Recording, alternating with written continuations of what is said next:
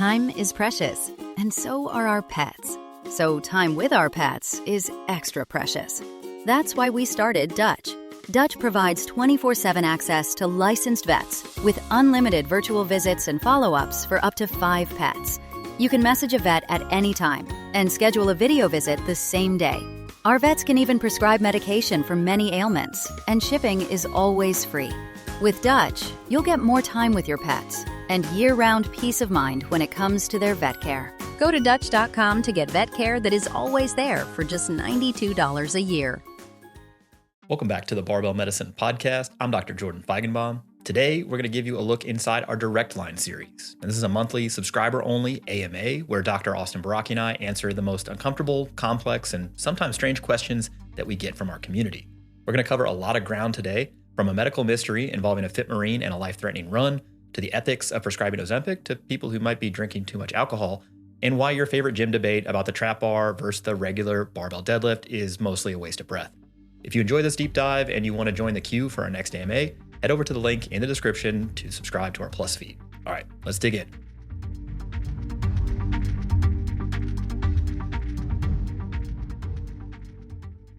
This is going to be interesting to you. I can feel it. The question is it normal for my legs to get itchy when starting a run? What do you think about that? If we frame this as a mystery case, I would start to have a lot of follow-up questions, but I do think that there's this phenomenon known as quote-unquote runner's itch that is probably what this person's getting at. Again, there's some other possibilities that we can get to in a little bit, but the thought has to do with changes in basically blood flow. So the way capillaries deliver blood throughout our bodies when we start exercising, our peripheral vasculature tends to vasodilate to deliver oxygenated blood to our tissues. And there's a bunch of different changes that happen in the cardiovascular system. And so the thinking is that these changes in what we call hemodynamics, the changes in the vascular system, our heart rate, our blood flow, our blood pressure, especially when somebody is not habitually adapted to this, might lead to kind of mechanical stimulation in the local tissues, like in the skin and things like that, that can be experienced as a sensation of itch. There are some other mechanisms of itch. And so just broadly speaking, again, if this were a mystery case, I would actually start by thinking about the different types of mechanisms of itch. There's neurologically mediated itch. There's itch that's mediated by histamine release. There can be itch mediated by other things. For example, I see patients get itchy when they have a lot of bilirubin and they're like jaundiced and turning yellow, when they have elevated blood urea levels, things like that. So there's a lengthy list of substances and mechanisms by which people can itch. So I've talked about cardiovascular, neurological. Histamine is another one that you might think of as being kind of associated with allergies, but that's also involved in this kind of like blood flow regulation, vascular regulation. That's why, for example, when people are having an allergic reaction, you might see them develop what are called like wheals on the skin, or what we call urticaria as the medical term, this kind of like raised light red to pink area. A lot of that tends to be histamine related as blood flow increases to an area, and then it kind of leaks out into the tissues, leading to a little bit of swelling, and it makes the nerve endings in the area a bit more sensitive. And again, the sensitivity of nerve endings can play into the experience of something like itch. Again, I mentioned neurologic. There's this phenomenon called cholinergic urticaria. And there's also other forms as well. If you just look up exercise-induced urticaria that people can experience, or when they sweat, that can also trigger some of this kind of itching responses, again, also impacted by environmental conditions. I experienced this briefly during a time in my swimming career, and I suspect it was multifactorial, some combination of like sweat and like chlorine exposure and maybe something else about the environment that I was in at the time. It wasn't something that I experienced indefinitely or always or reliably, but I distinctly remember a period of time where I would get kind of red and splotchy on my skin and itchy, and that might have been due to some exposure in that context. So I've experienced it, but what about you? Yeah, I have not, at least not to my conscious knowledge. Sure. Perhaps I just attributed it to something else, but you mentioned it perfectly. Handful of mechanisms likely involved in this runner's itch, the vasodilation, right? Some histamine release that is normal with particularly exercise can sensitize skin nerve endings, and so people can feel an itch, and that obviously varies between individuals. It typically goes away in a few weeks, and then that cholinergic urticaria is far less common, but pretty interesting. All of those are relatively benign. However, things can get weird when it comes to itching during exercise. So, Dr. Baraki, imagine this: 24-year-old fit Marine. He went for a run, he got itchy, and then he got hives. and his blood pressure dropped to 60 over barely palpable. He didn't know that. He didn't have like a blood pressure cuff on him, but he did become lightheaded, thought he was going to pass out. So he sat down to rest for several minutes. And when he attempted to stand, he became even more lightheaded and felt like he was going to black out. So he called 911 and went to the emergency room. Now, he was subsequently diagnosed with exercise-induced anaphylaxis, which is a rare, life-threatening syndrome where the immune system reacts to physical exertion, often combined with food triggers like wheat, shellfish, etc., but not in this specific case. Now, the lesson here is that there's a difference between this case and normal like itchy legs or runner's itch. It's the progression and the symptoms. He didn't just itch. He developed hives and hemodynamic instability, dizziness, low blood pressure. So this case highlights the critical difference between itchy skin or runner's itch and exercise-induced anaphylaxis. Pretty interesting case. Now, we can't use that for an upcoming mystery case now because I gave you the answer. Yeah, but I've actually heard of one, a mystery case that I listened to somebody else discuss. I have heard of this once before. It was in the context of some wheat exposure and then subsequent exercise. And yeah, this is a classic story for anaphylaxis. The skin itching, potentially a rash, and then you combine it with some other form, other systems that get involved, either respiratory, people start wheezing, their gastrointestinal system, nausea, vomiting, abdominal pain, or cardiovascular complications like low blood pressure. Some combination of those are kind of part of the diagnostic criteria for anaphylaxis. This person gets an epinephrine, and then you probably have to get assessed by an allergist, immunologist to figure out, because I don't actually know, aside from avoidance, if there's any sort of treatment for this that can mitigate it, if they use some kind of, maybe mast cell stabilizer or something like that. I don't, because it'd be nice so that you don't have to worry about if I exert myself, am I going to anaphylax and die and have to EpiPen myself? bring an EpiPen movie like in Crank, that old movie or something like that. But yeah, interesting and unfortunate condition to have. Yeah. So to summarize, normal runner's itch, you just get itching on the legs and thighs, no visible rash. You feel fine. You're just annoyed because you're itchy. Yeah, capillary wake-up call. It should resolve in a couple of weeks with consistent training. Keep training. It'll typically resolve. That's different than cholinergic urticaria. So you got the itching and the pinpoint hives or wheals, little red halo kind of things. Usually heat, sweat related. So usually when folks cool down, potentially can be mitigated with some antihistamines, although would want to refer to some clinical expertise for that, because just generally taking like a Benadryl before you go exercise, probably not the move. Mm-hmm. And then that's all different than exercise-induced anaphylaxis, which was the case report we talked about, which is itching and large hives plus dizziness, wheezing, nausea, other sort of hemodynamic instability type symptoms. Would recommend stopping immediately, activate emergency medical services. You need to be seen by a professional.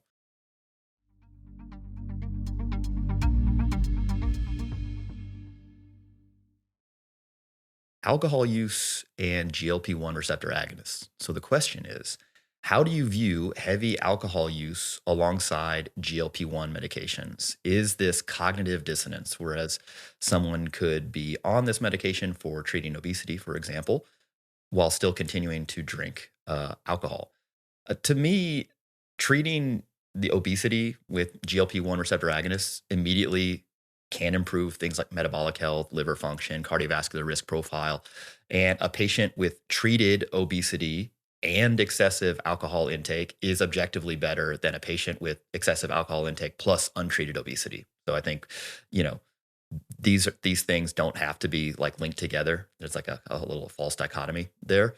And also I should point out, like, the original question suggested maybe like a substance use disorder thing, whereas excessive alcohol intake is not necessarily substance use disorder. There's specific DSM-5 criteria for substance use disorder. It does get gray there, but I just wanted to clarify. It doesn't automatically mean pathology. Even though it might not be health promoting, it might not be an actual pathology. So we don't need to medicalize that.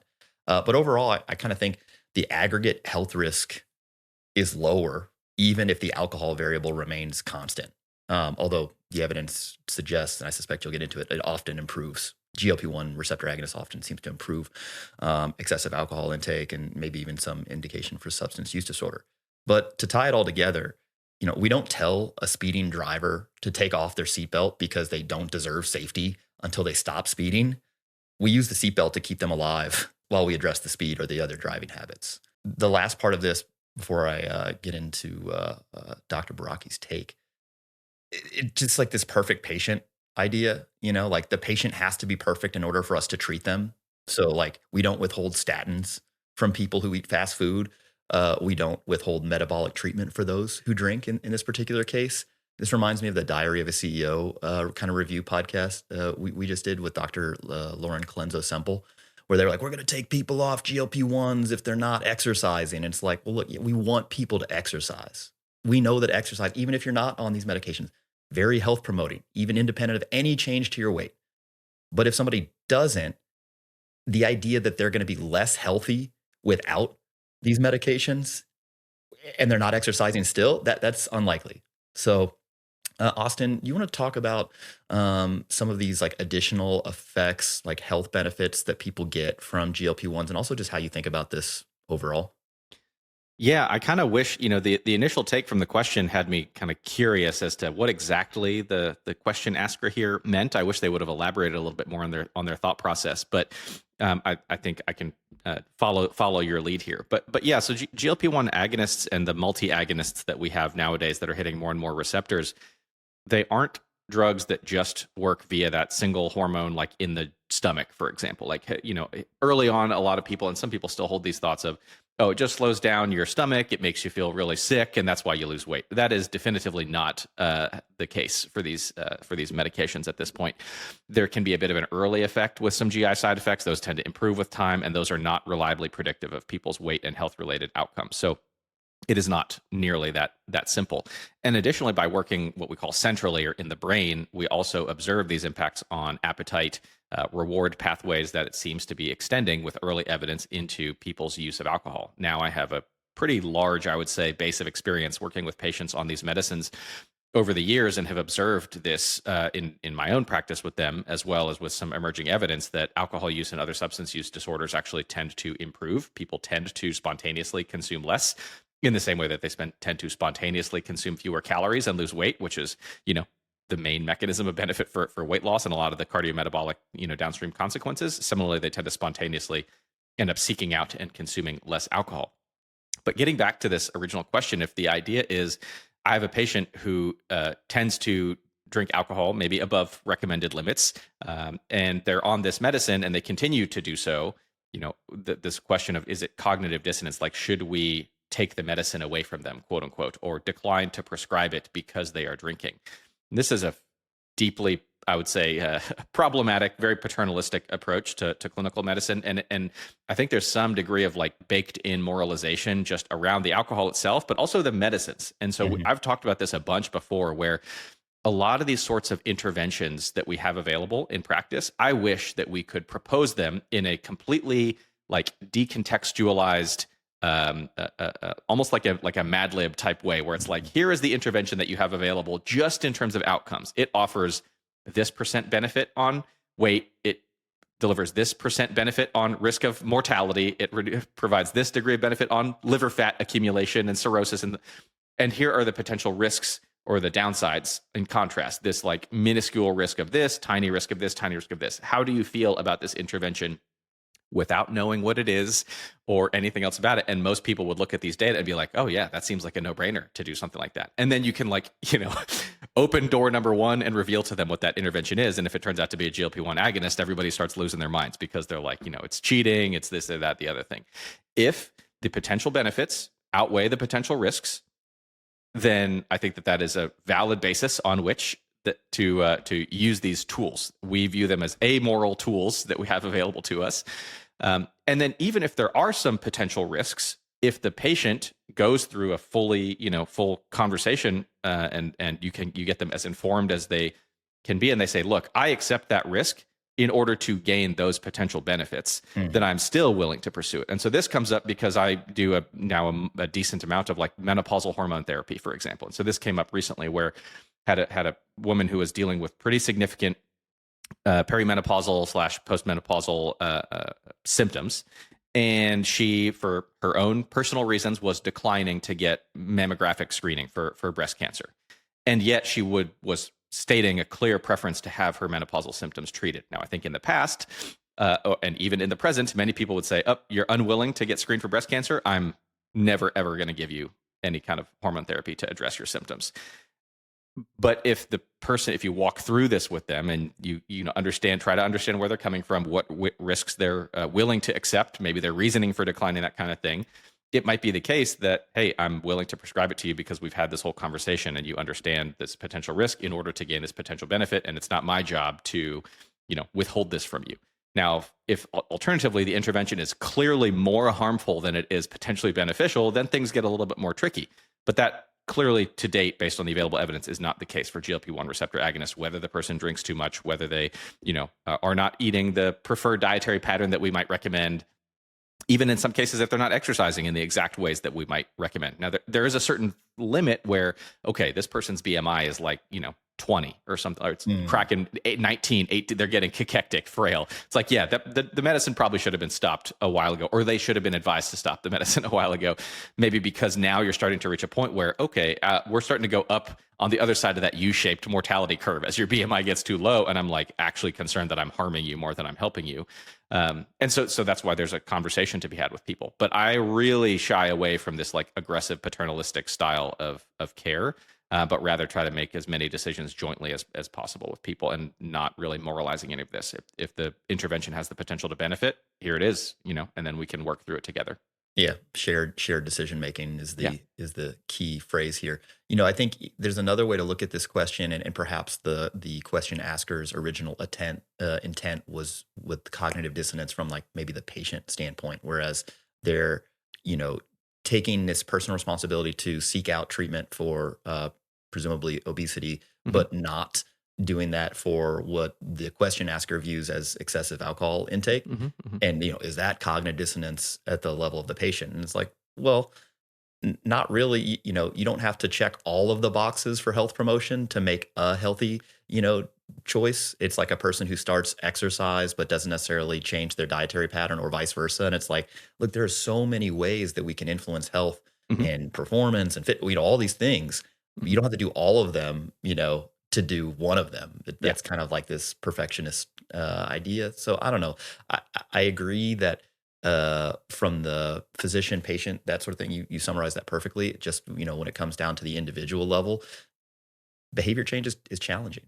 And like you can pick a single target for behavior change or multiple targets, and that's really up to the individual and the sort of bandwidth they have to do that. Does that square with your understanding? Yeah, agree. You can be, in a different stage of behavior change for all sorts of different potential outcomes. And maybe with the GLP-1 use, if somebody does, drink above recommended limits, that'll start to improve. And maybe they get super motivated based on that early progress that they didn't even mean to get. And it leads to a snowballing effect. Or maybe they say, it's helping, but I want to get more. And then they start to open up the conversation with pursuing some other form of, a clinical care for that, use of naltrexone, other sorts of medical therapies, psychotherapies, things like that. But, I think that getting the ball rolling in a positive direction with the meds here would be my intent in this type of situation, and not, withholding it for that kind of a reason. Yeah, it's like a backdoor treatment almost to like open up the conversation or other options for managing it. Again, if there is excessive alcohol intake and a person does want to change that, that's a bridge that you're creating there. Yep. But if you want to go deeper on this, we did just drop a podcast, a GLP-1 update with Dr. Nadolsky and Dr. Baraki. It's also on our YouTube channel if you prefer to watch rather than listen, and a bunch of references also in the show notes there. I've linked that in the description here.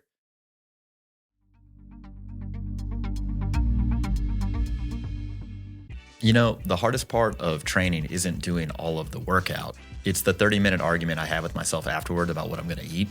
I'm thinking, must consume protein and carbs, but also must not spend an hour cooking a massive meal. Especially this time of year, holiday season is crazy. A lot of dinner engagements, a lot of travel, a lot of having friends over. Finding the time to cook something actually good can feel like an extra workout. But that's why I love Factor. Their chef-prepped, dietitian-approved meals are basically cheat code for a busy, goal-oriented life. You peel back the film, you heat it up, and you're eating something comforting and delicious that actually helps you stay on track, not derail you.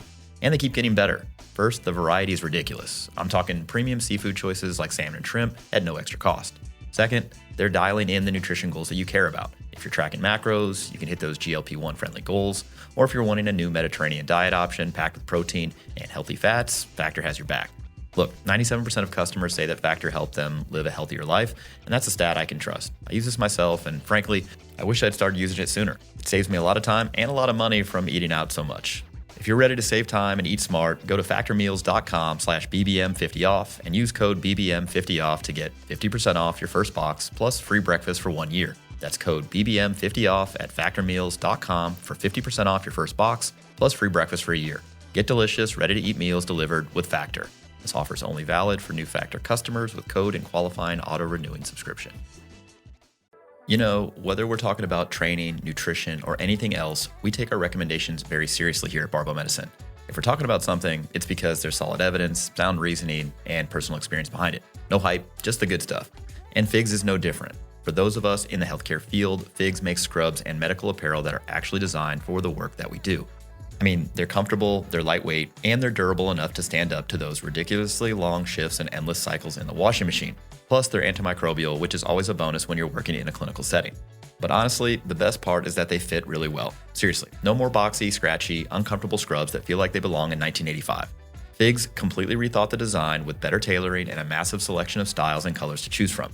And it's not just the scrubs. They've gone and teamed up with New Balance on supportive sneakers. They make compression socks for those long days when you're on your feet. And they have great outerwear for when the hospital AC is on full blast and it feels like an icebox. And with the holidays right around the corner, it's the perfect time to treat yourself to some fresh looks for the new year. And that's awesome because FIGS just dropped a ton of new limited edition colors and styles for the season. So if you're working in healthcare or if you want to shop for a loved one who is, FIGS is offering 15% off your first purchase at wearfigs.com with the code FIGSRX. That's wearfigs.com, code FIGSRX. Weight Watchers now offers access to affordable GLP-1s. Weight Watchers has everything I need, from weight loss medications to nutrition support and help with my side effects. With our program, our members are losing more weight with expert nutrition and side effect support. Weight Watchers prescribing GLP-1 medications, it's been life-changing. Better results, expert support, lose more weight, make it last. Get started today for as low as $25 at weightwatchers.com. Hey guys, a quick heads up before the year is over. If you've got unused HSA or FSA funds, don't let them go to waste. You can use them towards Barbell Medicine coaching, consultations, programs, supplements. They're all eligible under these accounts. It's totally legit, by the way. Your accountant will approve, and your future self will thank you. Your quads, well, maybe not right away. Jokes aside, it's a smart way to invest in your long-term health and performance, instead of rushing to stock up on random medical supplies that you'll never use. Before the year ends, head to barbellmedicine.com, choose your plan, and at checkout, select Flex Pay with HSA, FSA. Because those dollars were meant to make you healthier, and that's exactly what we do. Barbell Medicine, evidence-based training that pays off, literally. Time is precious, and so are our pets. So time with our pets is extra precious. That's why we started Dutch. Dutch provides 24/7 access to licensed vets with unlimited virtual visits and follow-ups for up to 5 pets. You can message a vet at any time and schedule a video visit the same day. Our vets can even prescribe medication for many ailments, and shipping is always free. With Dutch, you'll get more time with your pets and year-round peace of mind when it comes to their vet care. Go to Dutch.com to get vet care that is always there for just $92 a year. All right, on to the next question. We're talking about training now. This is basically a religious war. All right. Am I missing critical gains by using the trap bar to save my lower back? Does the handle height matter? So this is about the debate between a trap bar and a straight bar deadlift. All right. Now, to me, people argue about this like it is a religious war, like it's a theological discussion. But physiologically, it's like arguing Coke versus Pepsi. You know, when you look at biomechanical studies comparing the two lifts, sure, there are distinct differences about where the training load goes, where the muscular tension is created. So for a straight bar deadlift, particularly conventional, that's been the comparator. Bars in front of the legs, there tends to be a longer moment arm, the distance between the center of the barbell to the hip and back. So you get more hamstring and more erector sort of loading. The same weight is distributed differently, more on the hamstrings and the erectors. For the trap bar, this tends to be a little bit closer to the ankles, the center mass does. So you have a more upright torso, so you get a little more quadriceps involvement and more glutes, less lower back. The result is just that the training load is distributed differently. you're not really missing any, quote, gains that are generally applied that just tend to get a little bit more training load on the quadriceps and glutes versus the glutes or the hamstrings and the erectors. It's just slightly different. And to be clear, all of the studies to date on this are focused on EMGs, this EMG data, which is just a study of electrical activity at the levels in the muscle. We don't have like longitudinal outcomes like group 1 did trap bar deadlifts, group 2 did straight, conventional deadlifts. At the end, we tested their leg press 1 rep max or their erector hypertrophy or their hamstrings hypertrophy. If we had that data, we could say with confidence, like, here, look, these are the differences in training outcomes that you can expect if you fit into that population that was studied. But so far, it's just EMG stuff. And EMG data to date does not really correlate well with those outcomes. It's a signal on some level. Like if somebody did a lift and there was 90% voluntary activation of a particular muscle group versus another exercise that had 0% activation of a particular muscle or muscle group. Well, sure. At that point, you're like, yeah, my brain still works. I have more than one synapse that functions. You're going to get more gains out of the first exercise where the muscle or muscle group of interest is actually being electrically active. But other than that, when someone's like, well, this is 60% versus 50%, I'm like, dude, I don't care. To date. That's just, we have a lot of EMG data out there. It just is not really instructive as far as what you should prescribe.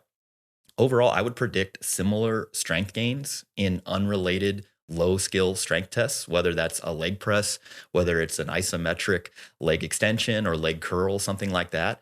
But yeah, at the end of 12 weeks of trap bar deadlifts versus conventional deadlifts with a straight bar, the biggest differences I would predict are the performance in those individual exercises, but not really outside of that. And then further, I would like to explicitly reject the idea that conventional or straight bar deadlifts are more dangerous or risky on the lower back compared to the trap bar deadlift. Instead, I think that both are safe when loaded appropriately. Just between the two, the training load's distributed slightly differently, though to what degree and like that matters depends on what outcomes are being tested and how. You can't say that a regular straight bar deadlift makes you stronger than a trap bar deadlift. It's like, well, in what specific context? Or a conventional deadlift drives more hypertrophy than a trap bar deadlift. It's like, well, what specific muscle group? And then where's the proof? Because to date, that doesn't really exist. So I could not say that confidently. Austin, what do you think about this trap bar deadlift versus straight bar deadlift debate? Is it missing? Is the trap bar deadlift missing anything compared to just a regular straight, conventional deadlift? Or is there ever a time that you would specifically prefer a trap bar deadlift over a conventional deadlift? Yeah, I mean, there are, to your point, slightly different exercises that distribute loads slightly differently, and that leads to the expected slight differences in the adaptations that you get as a result. I just generally struggle to care about this in general. I think that if the person asking this question, or if you're trying to answer this question for yourself, like, do I have a non-negotiable reason that I must conventional deadlift from the floor? Like I'm entering a barbell strength related competition where that is the task that I must complete.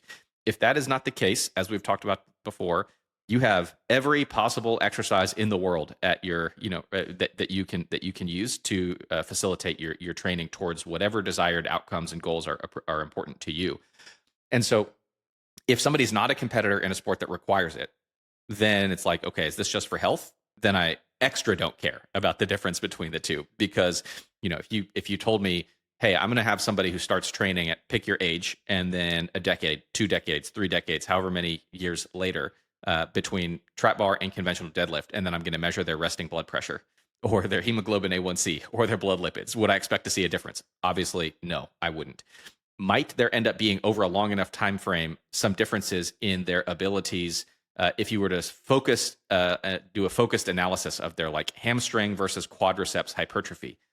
Maybe a little bit if that's all they did, right? But at the same time, it's like you're also doing other exercises that probably make some of that come out in the wash, right?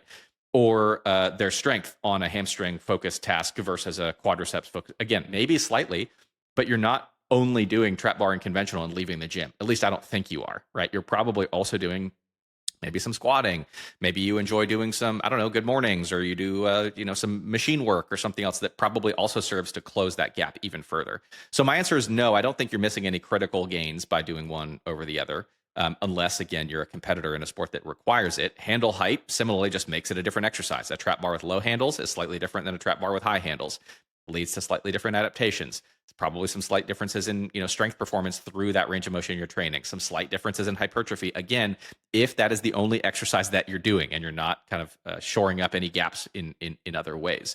My last comment here is the question, the way it was phrased, to quote, save my lower back. And I would be kind of poking at that a little bit and asking, tell me what made you say that? Is it that I have a history of back issues and I'm worried that conventional deadlifting is going to flare it up, and so I don't do it? So I'm avoiding that movement. Mm-hmm. That I might say, okay, well, I would rather that we feel a little bit more confident in just like moving in all sorts of different ways in an unrestricted capacity. So if you'd like to train the trap bars or main movement, that's great. But maybe we can either, just sprinkle in a little bit of some conventional deadlifting, even if it's load capped at a super low load, just to expose you to that so that you can maybe start to, address some of that fear around that. Or maybe we just start out, if that's too concerning to you, of just a conventional RDL or something like that to mimic it and move in that way. If on the other hand, you say, look, I've been doing this for years.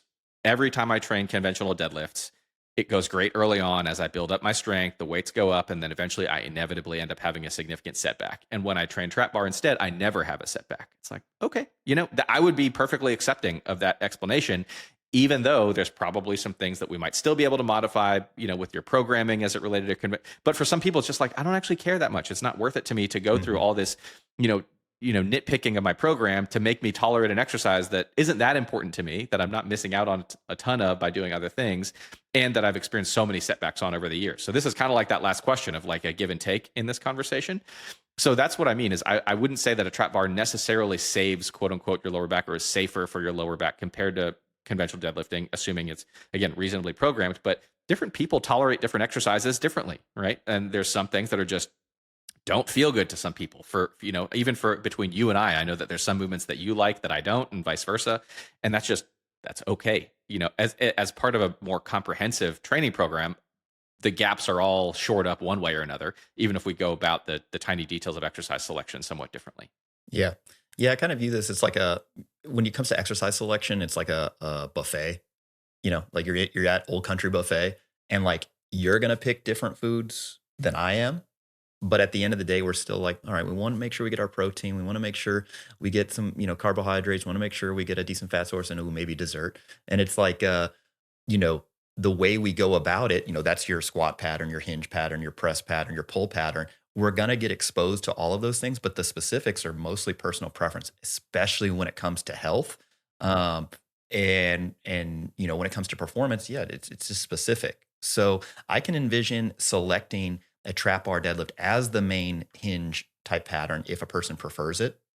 If they have this long injury history, like you mentioned, I still would probably want to expose them to something where they do maybe get a little more horizontal, just to, exposure, just so they have that, in their back pocket.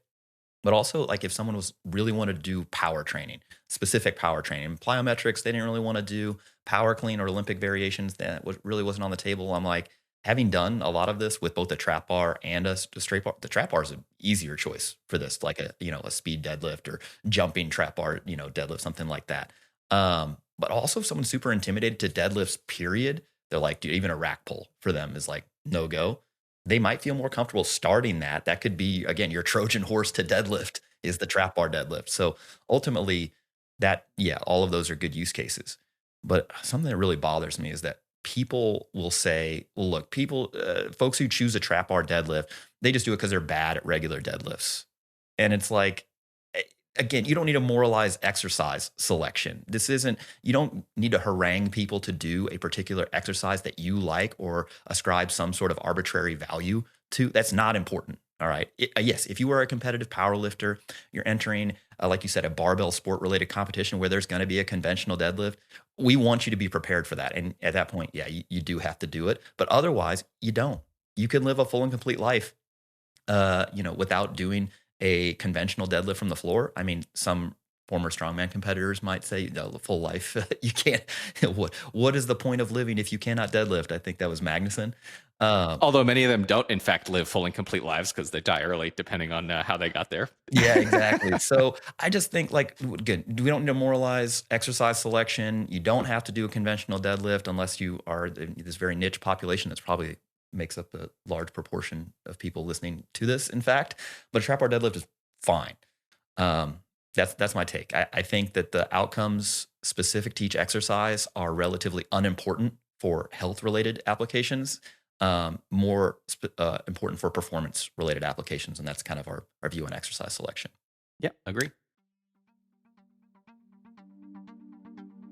All right, that wraps up this teaser of our Direct Line AMA. Now, this is just a small portion of the full 90-minute episode where we also covered bouldering for health, the stabilizer muscle myth, and Dr. Baraki went over a behavior change mini masterclass. Now, if you want the full episode, the complete archive of all of our past AMAs, and our new action plans, join the subscriber community at the link in the description below. Your support allows us to keep pumping out this content that's evidence-based and free from industry influence. Thanks for listening, and we'll see you on the next podcast.